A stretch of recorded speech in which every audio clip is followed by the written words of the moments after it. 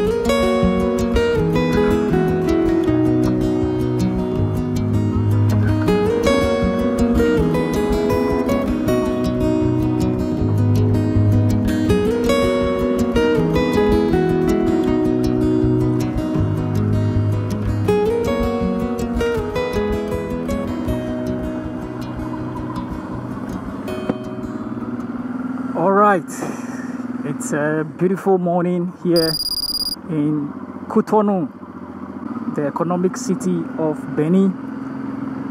We are residing somewhere around the international airport. I don't know if you can see the wind back from here, but yeah, the time is 11 minutes past 11 a.m. local time.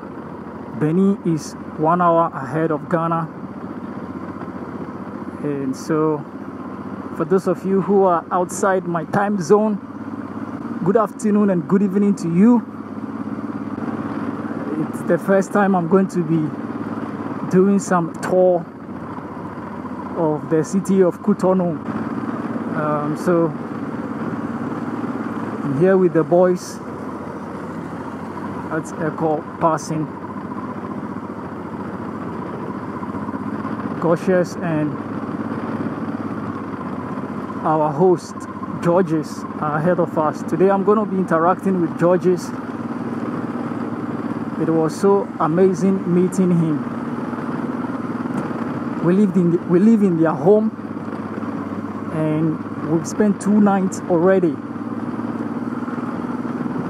and we still have at least today and tomorrow to be in Cotonou.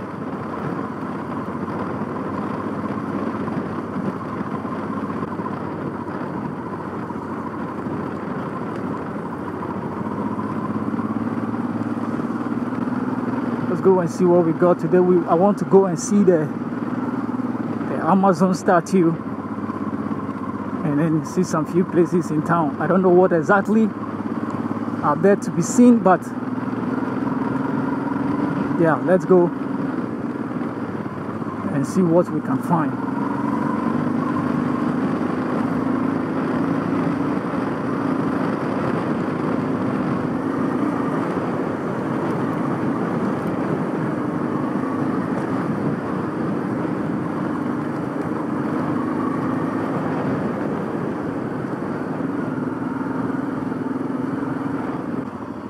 Right.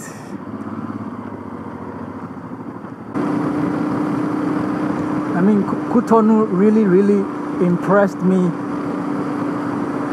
the first time we got to the city. It's my first time, certainly, and I loved it. The infrastructure, the landmarks, absolutely beautiful.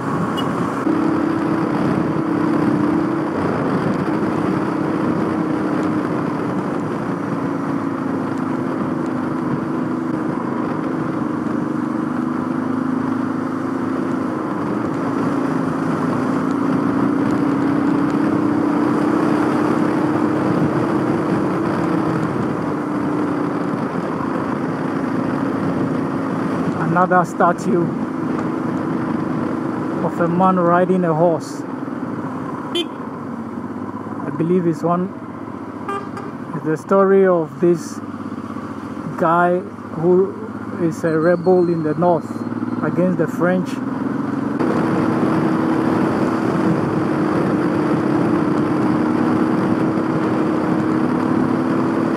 Beautiful Cotonou. I love the street gardens. Wider roads.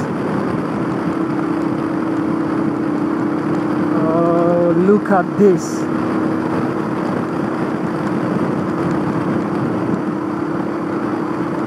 Look at these beautiful buildings here.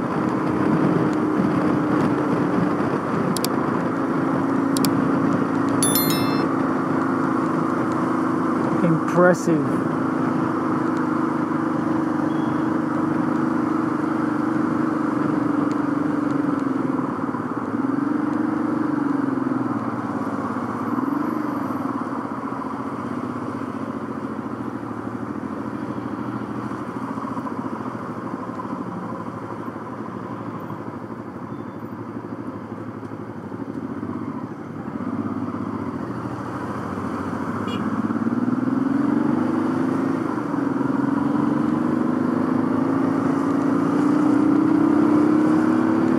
There you go, the Amazon of Dahomey statue. I understand there's a movie on it, I've not seen it. And this is the palace, Congress Palace. Beautiful. Hello, Cotonou. Such a wonderful city.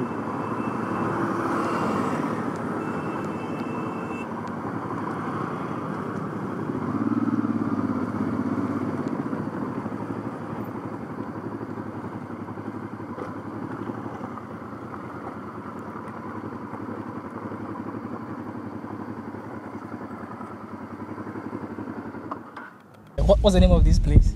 Place de l'Amazon. In English? The place of the Amazon. Yeah, okay, so the Amazons, we are just at the premises of the Amazon statue, as you can see from the background. And before we left home, I actually said we were going to come here. So this is my brother, Georges. He is our host. And it's just amazing how we met him. Basically, we were trying to contact somebody else who was expecting us, and then we made a stop to make a call. We turned around heading to the person's place, and then Georges, who follows Goshes on social media, spotted us. He stopped us. He asked us where we were going to. We told him, and then he said we can come. He will give us a place to sleep. But one fascinating thing about the whole thing is this: Georges lives in his parents' home, and I was fascinated by that act of kindness. Did you actually call your parents to tell them we were coming? No, I did not. But they are quite used to me bringing people to the house. Amazing. I thought you were living by yourself, only to get home and then, I met your parents. So that sort of got me worried a bit how your parents were going to react seeing us. But truth be told, they were very receptive. I saw the fatherly and the motherly heart they received us with, and I mean that spoke to me a lot. So tell me a bit about yourself. Are you from Benin? Well, I'm from the Republic. I was born and raised here. Right. And what tribe are you in Benin? My own is called Fon. So the Fon people are the one that speak Fongbe. And we are the one that lives in the southern part of the country. That's from Abomey all the way to, let's say, Wida and Kampopo. Wida and Alada. Okay. So some they have another ways of calling themselves. For as Alada people are, they call themselves Aizo or something. But I mean, it's a bigger group of people who share the Fongbe language as the source language. Wow. I don't like the tribal expression. I go with the word those who share the language. Okay. So almost, let's say 37% or 39% of the population speak Fon. Okay. And by Fon we mean those who speak other languages that are connected to Fon. There are also Yorubas here, right? There are Yoruba people, a lot of them actually. In Cotonou is dominated by Yoruba people. Right? So Fon, they're dominated. It's kind of the dominating group in terms of language and people. But additionally, there are other groups of people. The Yoruba, obviously, those living in the center of the country, the Idacha, Chabe, those in the northern part, the Fulani, the Hausa. But Fon is most spoken. Yes. Okay, amazing.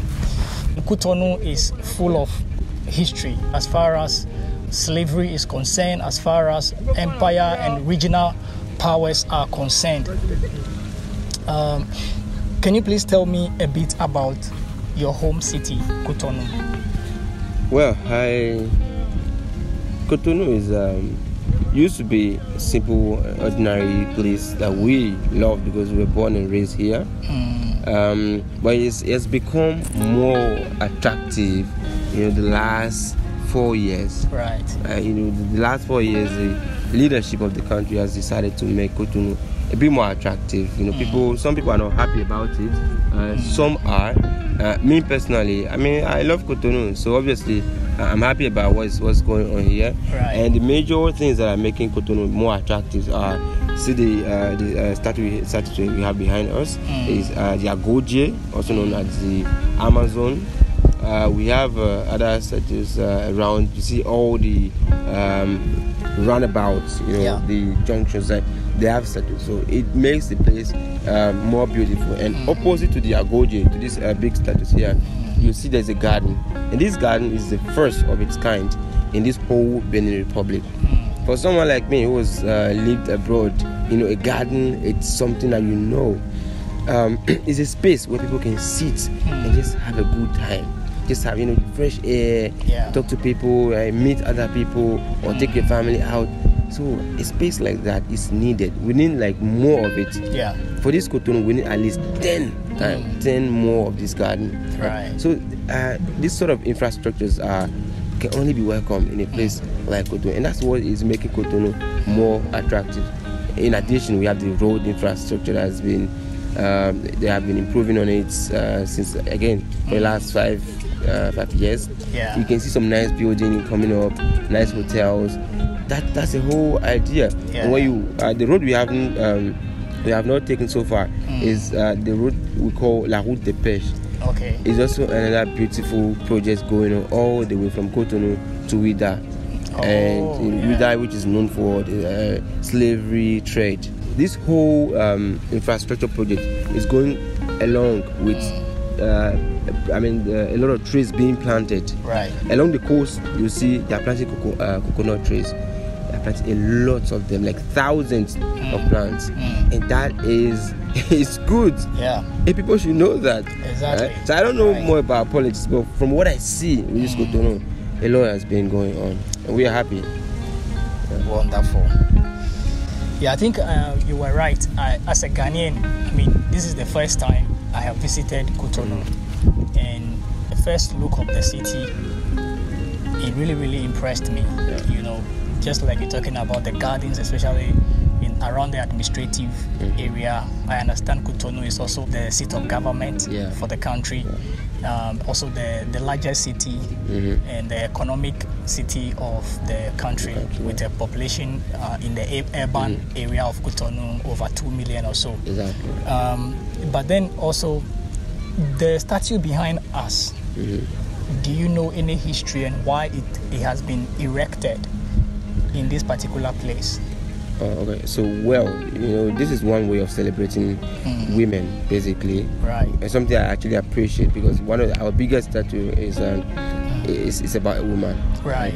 And for me, we live in a society where the younger generation talks about emancipation as if this is something new. Yeah. But emancipation is not a new subject. Yeah. I traveled through, and that's 2014. Traveled through Burkina Faso, Mali, and I saw women on their bikes, on their bicycles, with their babies on, behind, like they back the baby with the wrapper or with the material, and then they are cycling. They are going to they are attending to their businesses. Yeah. In some cases, these same women, they have their husband at home, sitting chit-chat, doing like chit-chat with other friends. So seeing that there is there's a space where we celebrate women, I as a man, I really much appreciate that. Now the story behind this this Agoje, right? Which Agoje stands for is actually Agoje, which means away from me. And that happened during a fight between different kingdoms in Benin. The Agoje is a group of female, a group of women. Yeah. They constitute the army, the female army of Dahomey, or the women army. Right. So an army 100% made of women. They were feared, understand, by other kingdoms who actually know about the fact that Dahomey kingdom has an army that is 100% made of female. So that's the story behind this particular statue. And we also know that they fought against the French army that came to colonize us back then. And again, one of them actually caught the head of a French soldier. Wow. Yeah. So these ladies are very, very much feared in the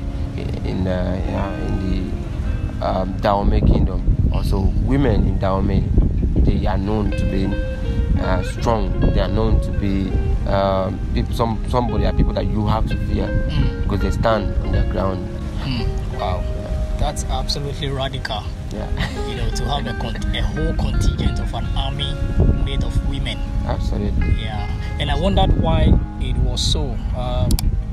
Was it because there were no men, or the population of the men had reduced? That was why the king chose to form a whole contingent of army with women.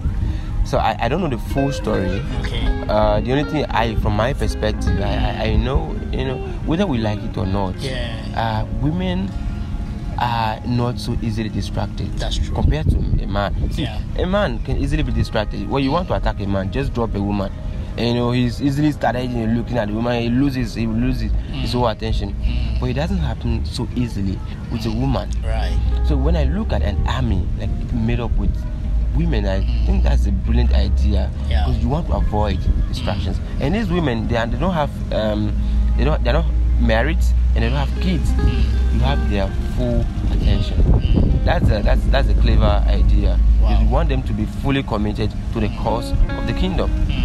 Right? So there might be other reasons, but I know for sure we were not in a position where we are lacking men. But I believe that they had, they believe as well that women has certain characteristics that allows them to have a special regimen that has some particularity in terms of fighting or being able to win their battles, and they were known for winning battles. Wow, that's interesting. You mentioned earlier about the Oyo Empire, that the Dahomey Empire was one of it used to be a regional power. So we were dominated by the Oyo Empire for quite a long period of time. Right. So I read and watched somewhere that eventually we got emancipated, and that was done by the women army, the Agoje. They went on and fought against the Oyo army and defeated them. So the Oyo people, they had to flee and go back to their country. Wow, I love African history. It's really beautiful to listen to stories like this or read. The first person that I knew in my family who had been to Benin was my dad, and then he would talk about Dahomey because I learned Benin used to be called Dahomey. That's correct. The Republic of Dahomey. Yeah. When it gave independence in August 1st, 1960, and then later on the name was changed around 1975. I don't know exactly. Yeah, to Benin. But I think Benin is really significant in the West African sub-region when it comes to empires that rose in the past. I know of the Ashanti Empire in modern day Ghana, just like you mentioned the Oyo Empire in modern day Nigeria, and then the Dahomey Empire in modern day Benin. These empires were very, very strong, and they dominated each other from generation to generation. You know, it flips. Which is beautiful. You know, the Ashantis will dominate, and then it flips to the other empire. The other empire dominates, and then it flips again. You know, and so that is quite interesting. Do you know the meaning of Cotonou? From what I heard, it's Cotonou. So To is a lake, a river, and Ku is death. Okay. So that is the we are going to the river of death. Right. So I assume there might have been a river, or it might be just the ocean that they relate. I mean, that has something to do with death. Right. That's how they call it. They call this place Cotonou. Right. Yeah. Because what I read is exactly what you said. By the river of death. Yeah. And I was going to ask, is that river anywhere around here? So the thing is, in Fongbe, what we call To doesn't specify whether it's river, ocean, lake. Right. I mean, To, it could also just be like a well. Okay. If you have a well, we call it To. Okay. You have a river, we call it To. So it's only the context that can allow you to specify. I would assume it's the ocean, because when you come here, what you see is the ocean. And people are very much scared of ocean, especially the Dahomey people. They are not used to the ocean. The Tofe people, the people from Grand Popo, they are used to the ocean. Yeah. But we from Abome, we are not used to it, and we are scared of it. Most of us. Wow. So I understand why they call it the lake, or the place, I don't know, the water of death. Yeah. I want to ask you a controversial question. Feel free to answer it the way you want. We've just talked about how empires rose against each other in West Africa and conquered each other. Then again, we know that the Dahomey Empire was very active in the transatlantic slave trade, where they sold people they conquered. They took those slaves and sold them to the Europeans in exchange for rifles, ammunitions, and some other European goods. So I think the idea is that we've been fighting each other way before they came. Definitely, yeah. So now we try to point fingers at Europeans when it comes to modern day African countries, and then the demarcations we have. Do you think borderless Africa is a possibility? So, borderless Africa is definitely a possibility.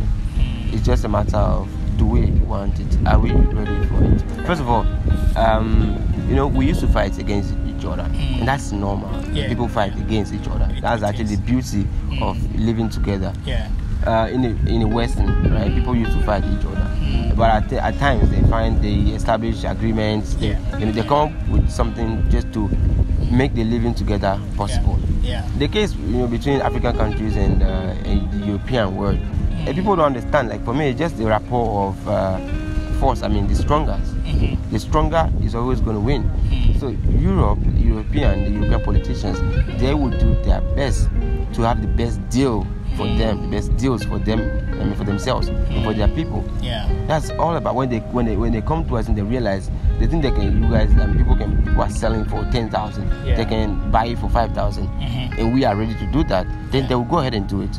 At times, using force or using pressure or whatever means that they think can allow them to achieve their goals. Understand? This thing has, we should understand that it's not about talking, it's about making them understand that we are becoming strong. We are becoming stronger than we used to be, and now we want to renegotiate the agreements. That's simple as that. Understand? Well, coming back to the borderless Africa, as a goal, our leaders, it's their job to do these kind of things. I know Kwame Nkrumah and was fighting for African Union, and I want to use this opportunity. At times I feel, the thing Kwame Nkrumah was fighting for, he was fighting for Africa, but to some extent, and that is something we should also know, he was also fighting for power. This man wanted power. He wasn't happy with the power with Ghana. Yeah. You know, he was the president of Ghana, but it wasn't enough. He wanted something bigger. Yeah. So we should be honest with ourselves instead of blaming other people. I don't think, I mean, this man was only fighting for Africa per se, but he wanted to lead a bigger thing, something that is bigger than Ghana. Yeah. Yeah. It's unfortunate. I mean, power is good, but some people are just power hungry, right? However, there are ways of making. See, the European Union, right? You don't see the president of the European Commission as the most powerful man that is more powerful than the president of France. They have established an institution, and one institution that has rules that allows them to live together in a better way. We have ECOWAS, and we are unable to run ECOWAS properly without the help of others. Who is sponsoring ECOWAS? When you get to the border of ECOWAS, you will see donated by the European Union.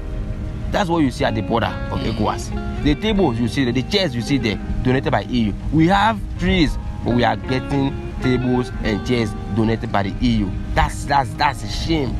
Those things are not supposed to be happening in a place like our place. We live in Africa. We can't be getting chairs from EU, right? We can't be getting machines and computers from EU. No, this is our union. We should be able to operate this union. African Union, same thing. I mean, it used to be like almost close to like 50% funding coming from the EU. Come on, guys. This is not African Union. This is like an extension of European Union, right? So if we want a union that is our union, we should come together, see how we're going to sponsor our union, right? Just sell our materials, our raw materials, or sell whatever we are producing at the right price. That should be the target. Coming up with better negotiation system. We are able to make money out of what we already have, but corruption, right? So the problem of Africa, it is the problem of Africans, and only Africans can solve it. This whole topic of fighting others, it's not the major issue. Right. But when we are able to design the system, and then we are ready to pay the price for the kind of development we want, right, we're going to get there. So much job. Last time I was traveling to Liberia, and then the immigration officer was asking me, who invited you? I just laughed. Why will you ask me? I'm traveling through ECOWAS. We are not even, this is not Central Africa. It's ECOWAS. Now you're asking me, who invited me to come to Liberia? Come on, guys. I mean, these are the problems that we need to solve. Is it the white person asking me who invited me to Liberia? If a Liberian sees an African from ECOWAS, it should be, thank you, brother, for visiting. That should be the case. Where are you heading to? Are you going to see somebody who is going to be hosting you? Are you going to a hotel? Check the proof, right? Because your country is allowed to have rules and regulations. That's fine. Right? We have agreed to share this space as equal citizens. So let's do that. If you look at the Cotonou Treaty of ECOWAS, right here in this city was when the recent treaty was agreed on. And there's an article in it which says that barriers should be removed for citizens and goods to move freely across the borders. But the very people who are supposed to facilitate the removal of the barriers are the very people who are placing the barriers there, for us. And that is really, really sad. We get into the countries and we enjoy people like you, our fellow Africans. But before you come in, that's where the problem is. But then again, I am interested in enjoying my people. It's just a couple of people at the border, which is fine. We appreciate the security work that they are doing at the borders, but it looks like they are interested in themselves more than us. Yes, they are. And that must be seen. Well, I really appreciate your thoughts on Borderless Africa. Thank you for watching this episode, and the journey still continues. If you like this video, give it a big thumbs up. If you haven't subscribed yet, please do subscribe. Share something in the comments. Let us hear from you what you think about this trip so far and what encouragement you have for me. God's grace and peace, and I'll see you in the next episode.